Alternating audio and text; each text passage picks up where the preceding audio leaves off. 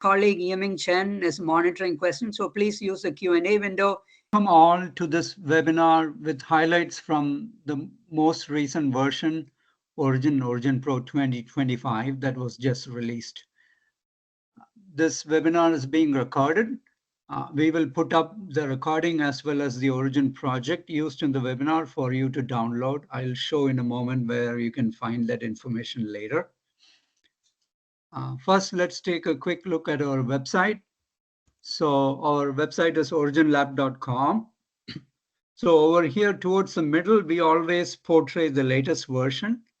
So here's the icon for Origin 2025. If you click on it, it'll open a web page, which is our highlights page, which has sections on each key feature in this latest version.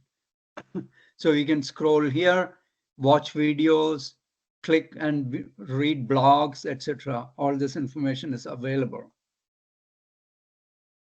Okay, we'll come back to this page later. I also wanted to note that from the home page, there is also a what's new in recent versions link.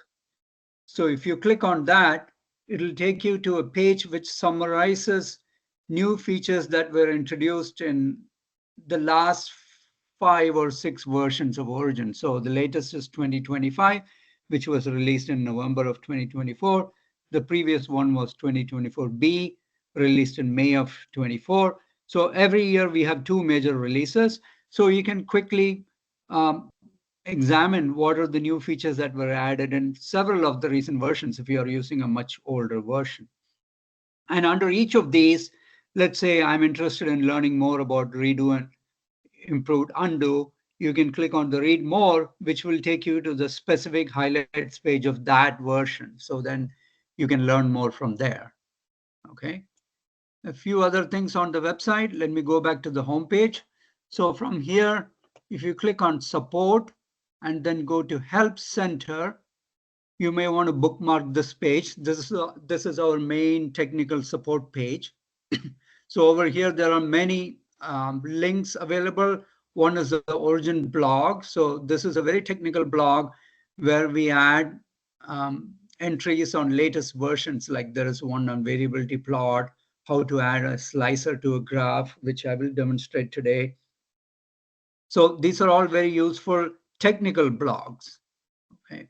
Coming back to the support page, there is also FAQs. There is a very active user forum, user case studies, a link to video tutorials, which will take you to all the tutorials hosted on our website. But note that on the right side, we also have a social media bar. And over here, I can click to go to YouTube. So if you go to our YouTube channel, you can see there are playlists. And for every new version, we have playlists. So you can click on the playlist and peruse the playlist that's available. So if I click on what's new in 2025 playlist, there are several videos we have already put up on key features in this new version. Okay. Also over here, you can submit a ticket. That's the best way to reach tech support. You can attach files, and we are very prompt in answering queries that come to us from users via the ticket system. Okay. So let me switch back to Origin. Oh, by the way, sorry. Under the support menu, under Help Center, there is an icon here for webinars. So if you click on that, it will take you to a page that shows upcoming webinars. So here is today's webinar. We have 2 more webinars coming up, one on time series analysis in Origin Pro and another on quality control and improvements in Origin Pro.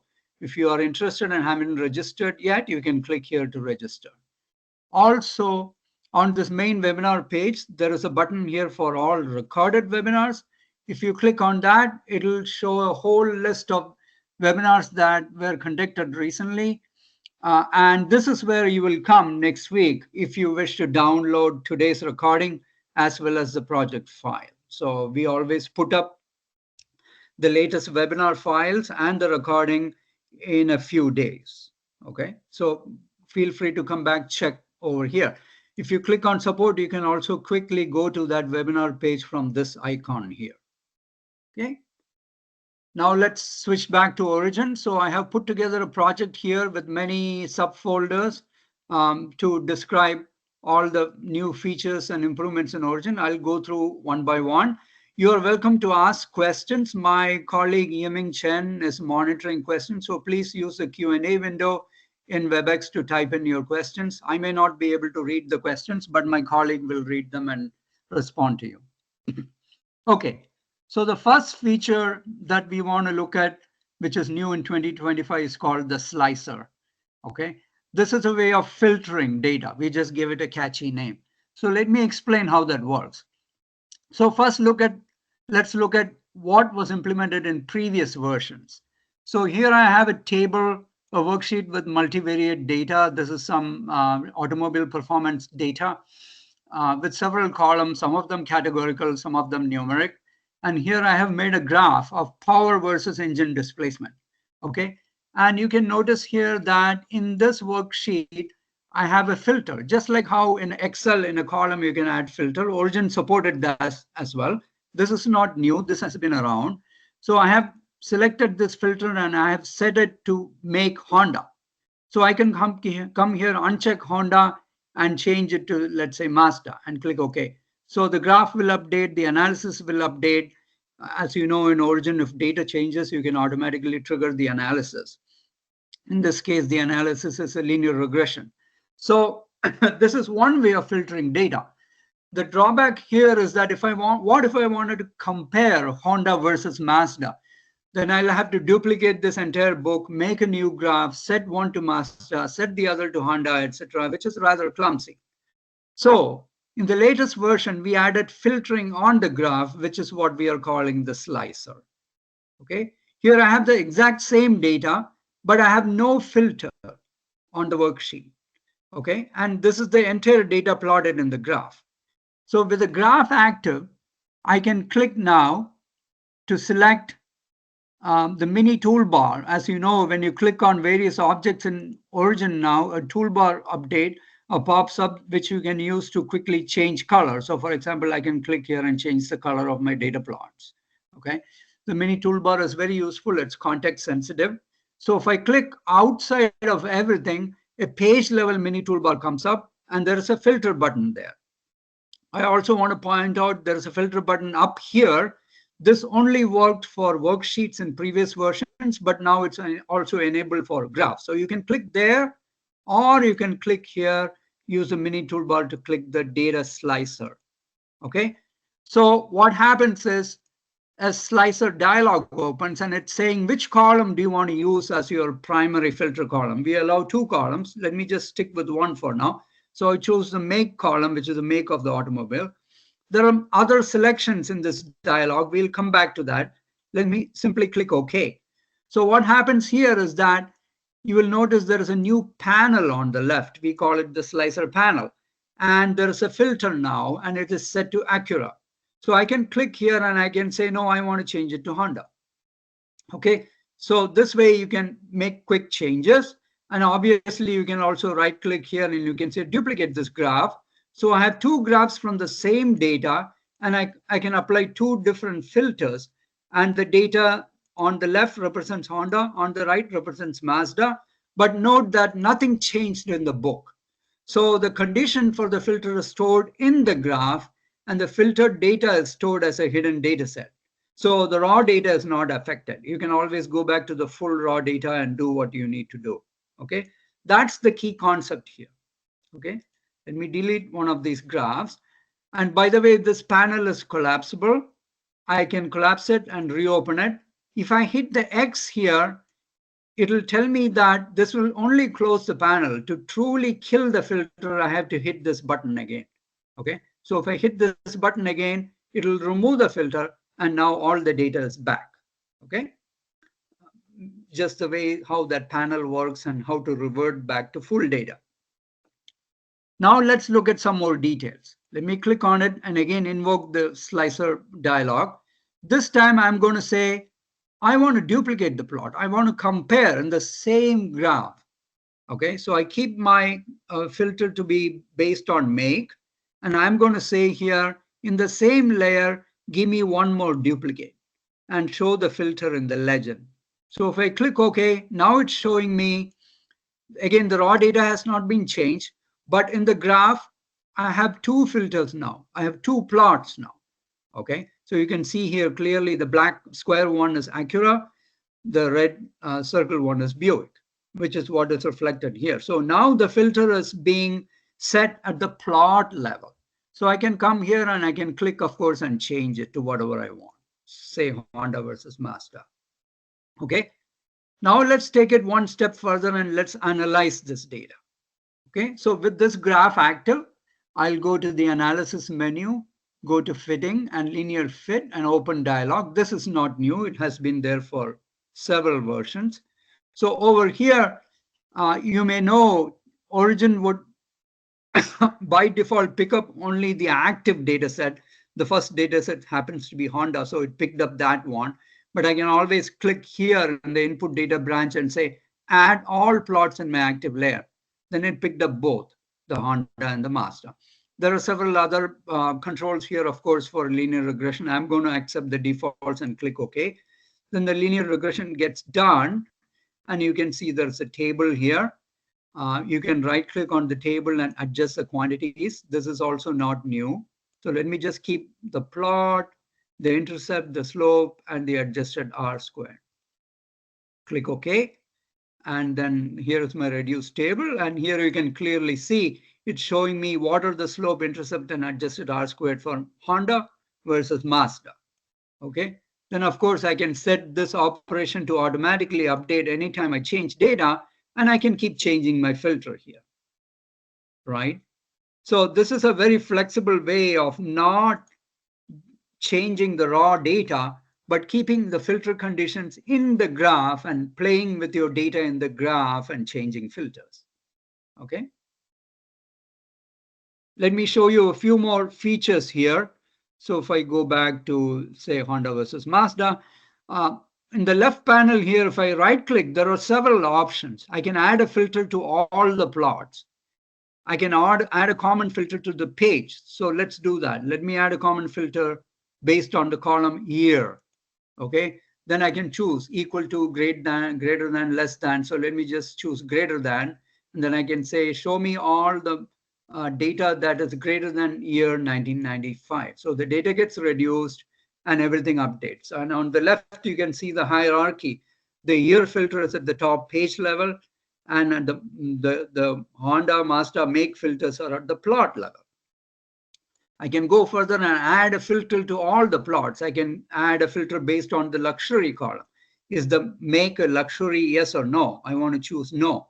So in this case, it did not really reduce the data because these two models don't happen to be luxury models. But you can see the flexibility in the filter assignment. It can be at the page level, plot level, multiple filters at the plot level, etc. Okay. Let's go ahead and make another graph. Okay. So if I don't select any column and go to the plot menu and say, give me a scatter plot, Origin will open this dialog where I can choose which column should be my Y, which should be my X, and click OK. This is not new. This has been around for a long time. So here's my raw data. So now what I wanted to show you was I can click here and I can also choose a filter. And this time, instead of duplicating the same layer, I want to duplicate to multiple layers. And I can say, give me 2 columns and 1 row. So basically 2 layers, and click OK. So now you can see I have a graph with 2 layers. Okay. And you can see here, one is Acura, the other is Buick. Okay. I can, of course, go here and click and choose to change my symbols, etc., to a different color if I wish. All that is easy to do with the mini toolbar. Okay. Also, if I click at the page level, I can choose this button that gets enabled, which says show the filter at the layer level. So rather than having it at the legend, in this case, I'm having multiple layers. It makes sense to have the filter shown on top at the layer level. Okay. Now, also, I can do similar things like analysis. In this case, let me show a different example. I'm going to click here on the plot and choose this add fitted curves. and a linear fit curve, and I'm going to choose a confidence band. And you can see that whatever I do on layer 1 is also reflected on layer 2. This is something that's set at the plot details dialog. Again, this is not a new feature. At the layer tab at the graph level, I can decide what properties are shared. And what I am adding here is actually a reference line with the linear regression, so that any changes I make on the layer 1 or 2 will percolate to all the layers in my graph. In this case, I have 2 layers. Okay, this is another quick way of setting up a graph with multiple layers and filters and then doing some analysis.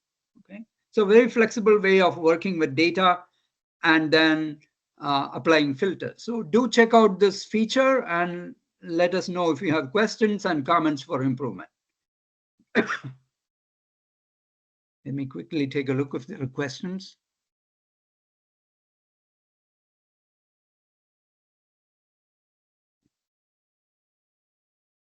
Okay, I see there have been some questions. Oh, yeah, that's about recording. We don't give any certificate for attending a webinar, I'm sorry. Okay, so the next version, the next feature is time series pivot.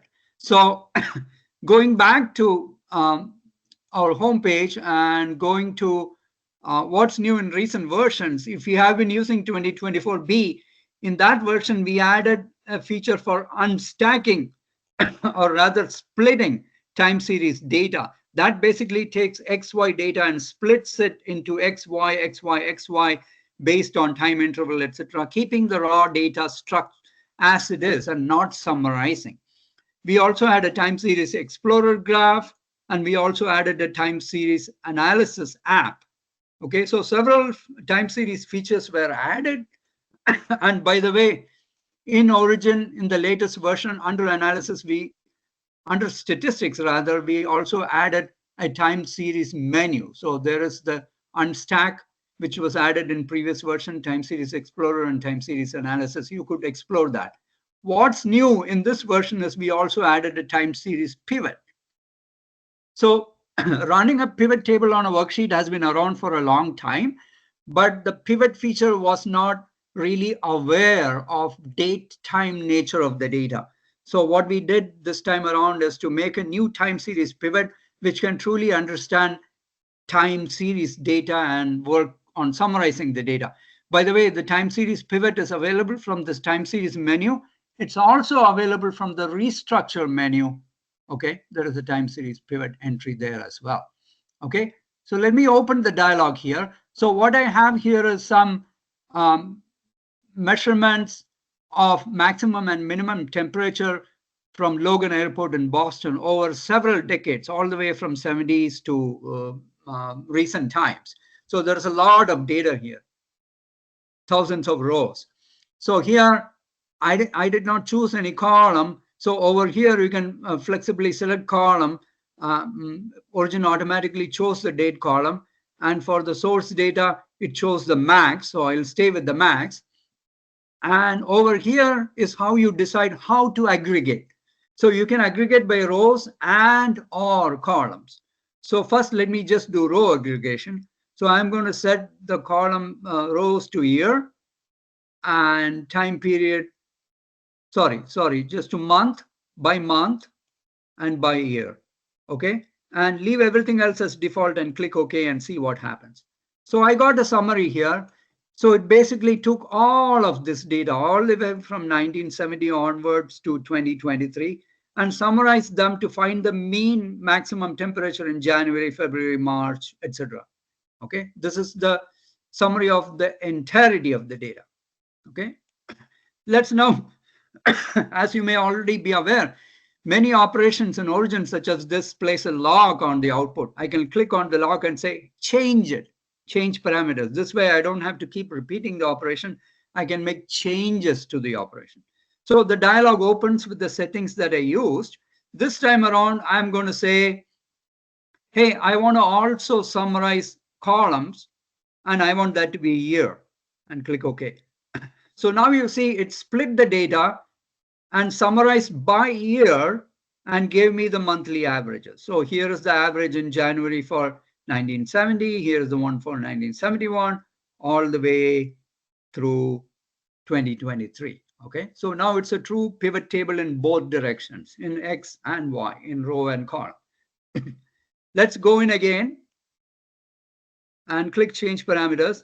And with cyclical data, sometimes you may want to start with a different start date or start month, etc. So in this case, I can type start in July, okay, and end in June, okay.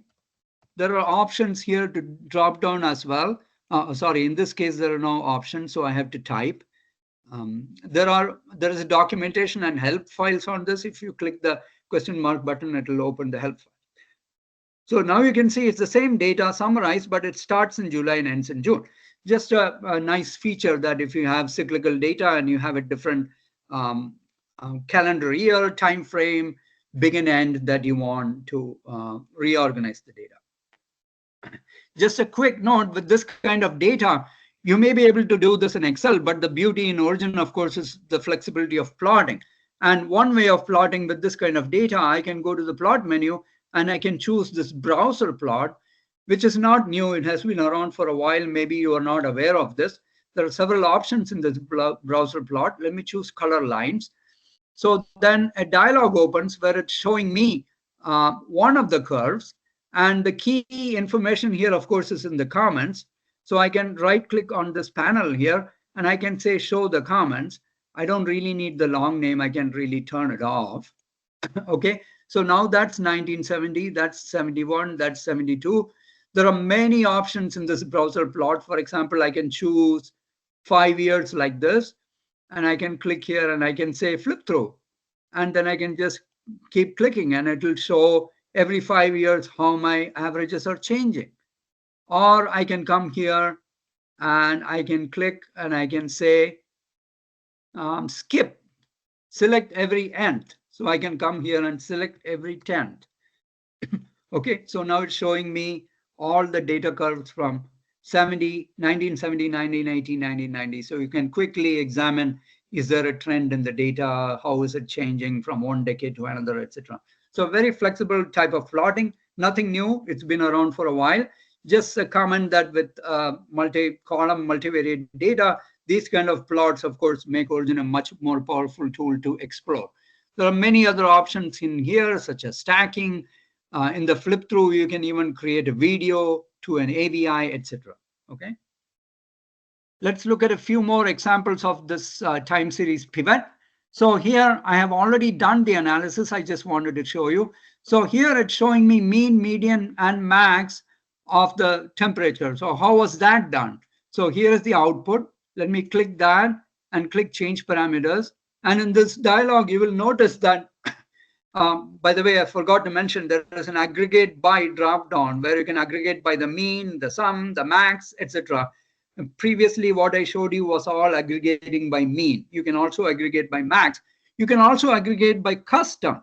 If you choose custom, you simply type in what you want. And there's a certain syntax for this. If I click here, it will show you all the available syntax.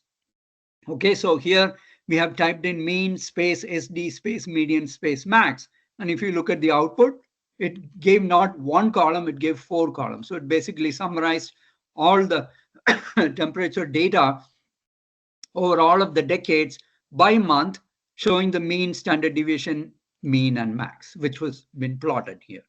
Okay, you can also aggregate by decade. So just another feature. So over here, just to show you, rather than aggregate by year, you can choose 10 year, 1 decade, and then aggregate by month. Okay, so it's showing me the mean from the different decades, 70s, 80s, 90s, etc. Okay. Another example here, I have some sleep study data, which I have summarized. And in this case, it was summary was done by hour and day, and the start time was hour of 20 and end time was hour of 16. And then, of course, with this kind of data, Origin has powerful graphing. This is a heat map plot, so you can quickly take tabular data like this and create heat maps, which is available from the plot menu under the contour heat map category. So you can play with that basically the heat map was created and customized to use different color scales, etc. Okay, so that's another key feature that we added in 2025, time series pivot. Okay, let me see any questions. Okay, feel free to ask questions, and your comments would be appreciated too. If a particular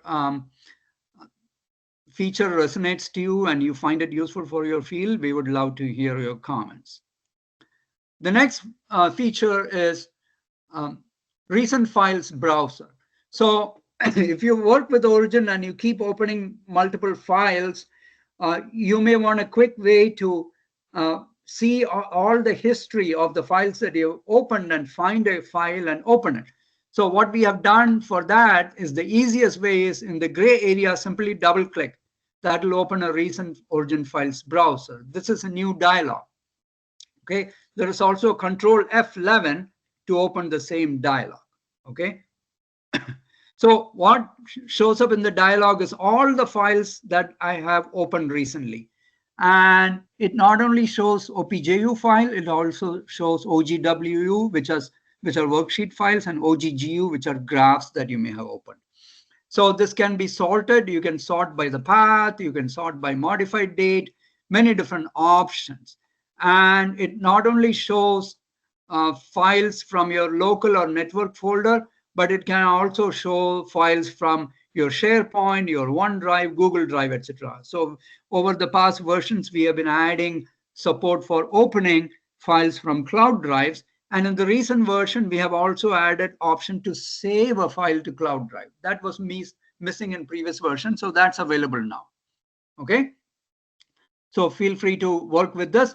There are many options here. If I right click, I can remove a particular file from list.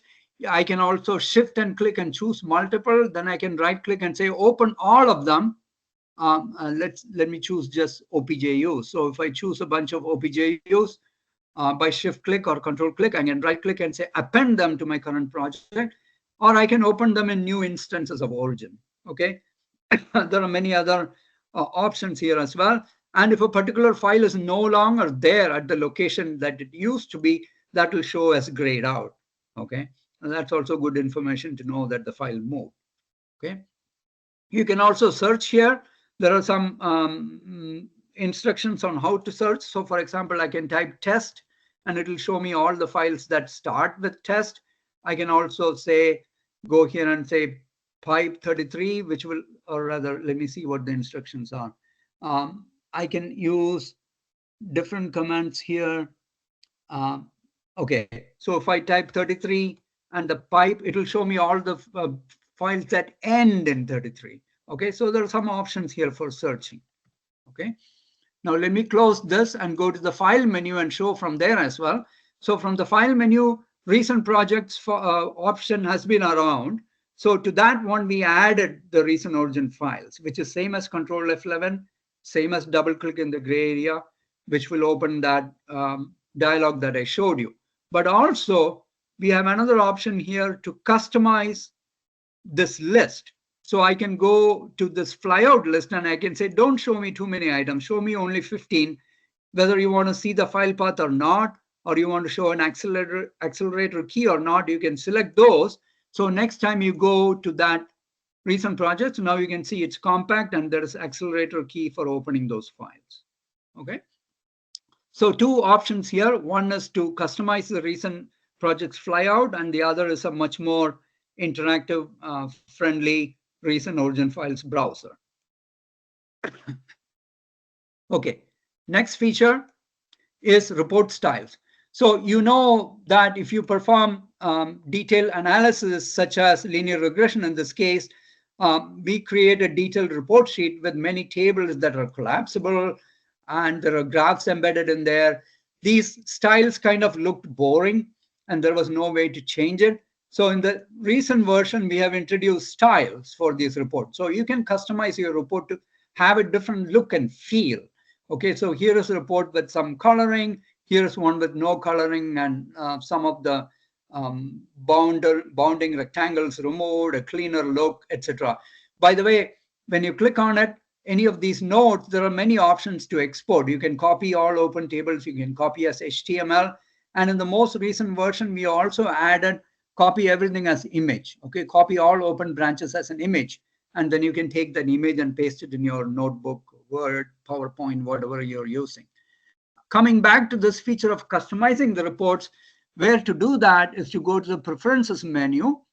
And under there, we have a report styles dialog. So if I click on it, it'll open a dialog. Note that it's not picking up my active report. It's just showing a generic report.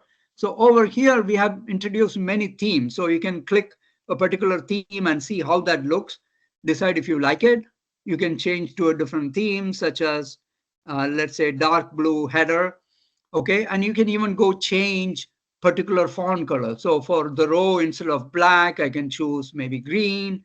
Okay, for the data, I can choose different colors. For the grids, I can choose different colors, whatever you want to customize. So once you customize these things, you can also save it. You can save as and create your own style. And once you create your own style or customize, you can also say, apply to all reports in my current project. So Origin doesn't automatically apply it when you open an old project. You have to open this dialog and change the style and apply if you wish to update older reports. Okay, so it's basically doing a recalculate on every report, and once that's done, the new style will be applied. Okay, so now you can see these all have the same look with that dark blue and the green text for the main parameter here. Okay, hopefully that's a feature that will help you create nicer reports with Origin. Okay, next one, graph styles. So if I have a graph in Origin, I can obviously click on elements and use the mini toolbar to make changes. I can double click and open my plot details dialog to make changes. I can click on my axis dialog and double click to open a very detailed axis dialog to make changes. But sometimes you want to make quick changes to a graph without having to deal with a lot of dialogue, just to make it look nicer, change the fonts, whatever you want to do. So in older versions, under the preference menu, we had a theme organizer. This has been around for many versions. We ship many themes here. You can choose like all axes on, various themes here, but you have to apply one by one. And there is also a system theme. Maybe users are not really aware of this feature. So to bring this up front, what we have done is to create a new dialog. So under the graph menu, we have a graph styles menu item. Also at the page level mini toolbar, there is a button, the first button, which opens the same dialog. So let me click on it. So the idea here is we ship Origin with a bunch of what we call quick styles. So here is style 1, here is style 2, style 3, style 4. So I can quickly apply changes to my graph, or rather view changes. So it's not applying anything to the graph yet. You can see nothing changed in the background graph. So if I like a particular style, let's say I like this style, I double click, it loads all the associated themes for that style. So a style may contain multiple themes here. So you can see here, there's a gray background and white grids theme. There is a no axis lines theme. There is a custom font theme, right? So many options here. So when I click on a particular item here, which is a theme, I can then use the buttons here to make changes. I can click here and say all axes on, then it will turn on all the axes. I can click on the font, custom font, and I can say, no, edit this. I don't like this font. And I can go here and click and say, I want Cambria font. And I can do save as, and you can say my Cambria font theme. Give it whatever name you like and click save. So now it changed that subcomponent to Cambria, and everything in the graph changed to Cambria. Okay, so that shows the flexibility on how you can load a style and you can still customize it. Once you customize, you can save it as a new style, give it a name, and then it will show up here, like whatever you want to call it. Okay, that's one option.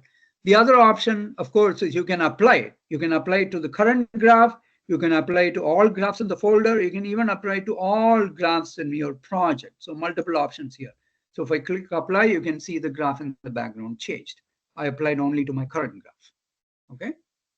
So very flexible way of making the look and feel of your graph change very quickly with minimum clicks. Okay. Now, we did some special styles for a few plot types. So here's a bar graph. So if I click on this and click on the styles, you will see that there are some column bar styles that we added. So I can again click on a particular style and click, say, apply to that graph and change that graph. We did that for box too. So if I open the dialog, again, I can see there are some box styles to choose from. I believe we did that for contour as well as 3D plot, so you can play with that as well. And if you find this feature to be useful and you want it to be expanded more and you have ideas, we are always keen to hear. And one way to send us ideas is there may be a feedback background text that you will see hovering here. Also, you can go to the help menu and say send feedback. Either of those will open a web page where you can say, I like something, I don't like something, or I have a suggestion. And we love to hear from you. If you could use this feature to keep giving us feedback so that we can continuously improve the product. Okay, let's go back. So that's the graph styles feature.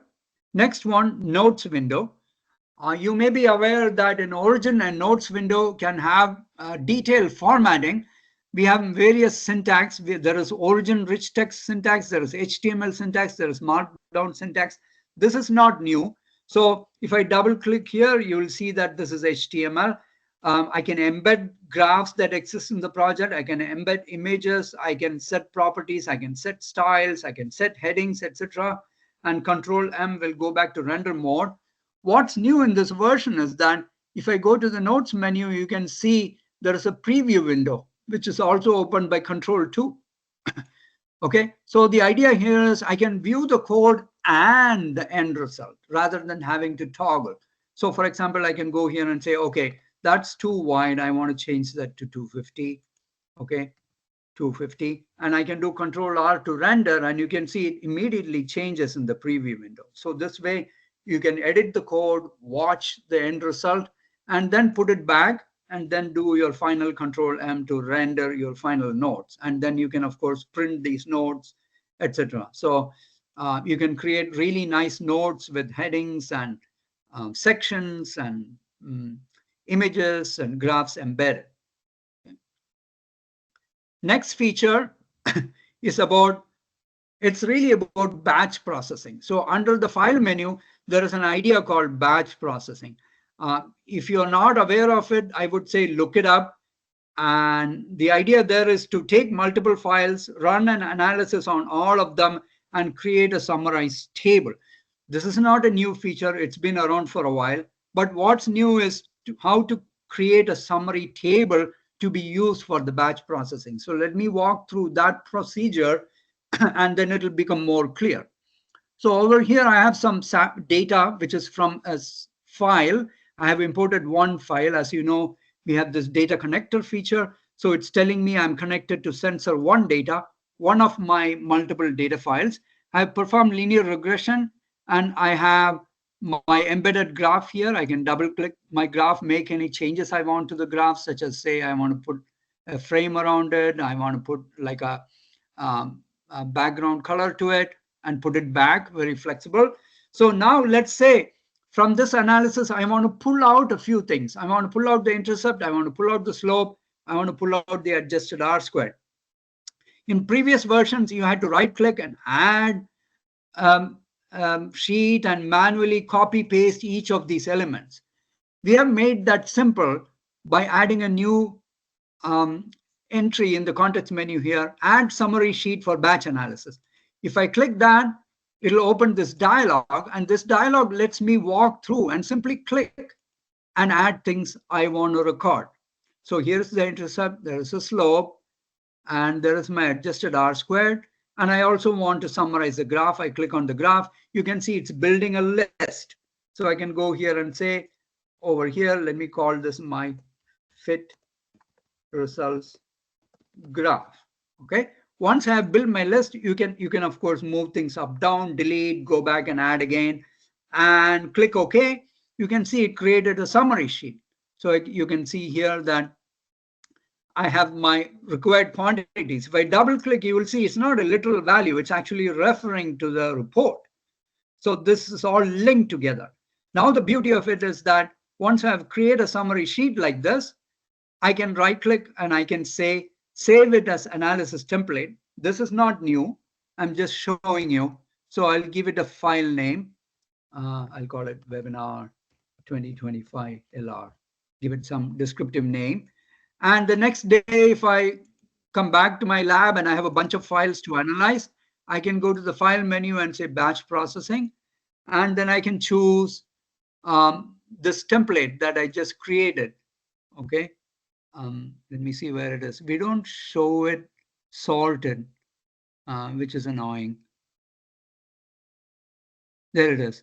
And then I can say, I want to analyze a bunch of files, and I can go, for example, in my origin samples folder, and I can go to curve fitting, and I can choose my sensor 1 through 7, click add files, click OK. And there are many options in this dialog. Okay. Origin will automatically find the data sheet, and the summary sheet is the one I want to summarize. There are many, many options. I'm going to say delete all the intermediate books and just run the batch processing. This batch processing feature by itself is not new. What's new was the way of building the summary sheet in a quick and flexible way. So you can see that the summary sheet that we built with that new dialog, that row was used to quickly summarize all the data from my file. So then I can go here and quickly see all of my results. What was the slope R squared from each file, and also hover on a particular graph and see, for example, I can see something went wrong with sensor 4. I can click there and open that particular book. This is a really powerful feature that many customers appreciate. No programming involved here. Just by a few clicks and creating a template, you're doing batch analysis of data without programming. Okay. All right. New graph types. Let me quickly show that on the highlights page itself. So if I go to the home page again and click on the 2025 icon and scroll down, every version we add new graph types. So here are some: variability chart, multivariate chart, and cumulative sum chart. These are very useful for, of course, quality control. Here also one for group probability plot. We had probability plot before, but we added grouping. Here is a polar heat map. We have been adding many types of heat map plots, a dot plot, and a wafer map if you are working with semiconductor data, and also a wind vector stick plot. So there are many, many plot types. As you know, when you look at a particular data set, you can go to the plot menu and choose. There is also a template center. So if you click on it, it will show templates that are not yet in Origin, but are available for download. So for example, the wafer map that I just showed you is something you can download. You can simply click the download button and it will download to your plot menu, and it will show up under extended templates. Okay. So that's an easy way to add more templates to your collection. Apps. As you know, Origin has this apps feature, which has been around for many versions now. We have 300 plus apps. Apps are add-ons which can be specific to import, graphing, analysis, export, anything that customers ask for. 90% of the apps we add are based on requests from customers like you. So every version we add new apps. Also between versions, between releases we add as well. So in this particular version, we have added several apps here. One of them is batch peak integration that my colleague Yiming Chen added. This is a nice app where if you have multiple data sets and you have specific integration windows and you don't care about the overall baseline, you want to localize the baseline just in the window, and you want to do integration and summarize everything for all files in one nice table in just a few clicks without any programming. A very powerful app for doing that. Okay. Then last but not least, every version at the bottom of the highlights page, we also have other features. So we make many, many different improvements.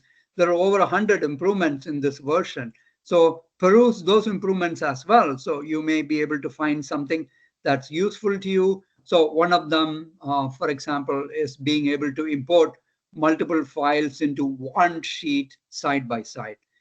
So I'll just demonstrate that.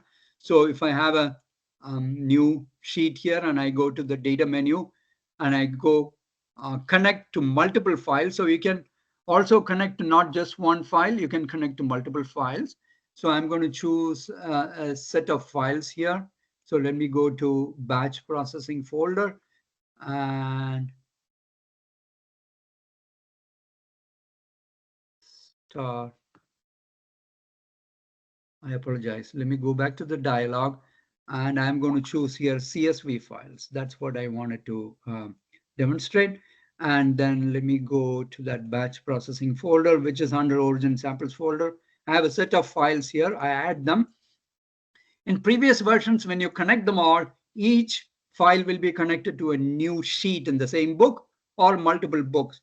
But now we added an option as new columns, and you can use file name to distinguish. And if I click OK, it's going to import them all side by side. The only drawback here is when you do this, you can no longer stay connected to the files because there are too many files in one sheet. The data connector concept is connect one sheet to one file. It breaks that rule, but still many customers wanted to bring in quickly multiple files side by side and still be able to know which columns came from which file. So we implemented that feature. So there are several other such small features added that you can peruse. That brings me to an end of this presentation. So there's quite a lot of features that we added. Again, you can go read details. For example, there's a nice blog here written by my colleague Snow Lee on adding slicer to a graph with a lot more details than I covered. There are also videos, as I mentioned. You can go to YouTube and watch videos. There's a playlist on 2025 and you can watch that. And of course, we have detailed documentation as well. And next week, today is Friday, so by Monday or Tuesday, we'll put up the recording of the webinar. So you can come to the recorded webinars page and find the recording for this webinar and future webinars. Thank you very much for joining us today. And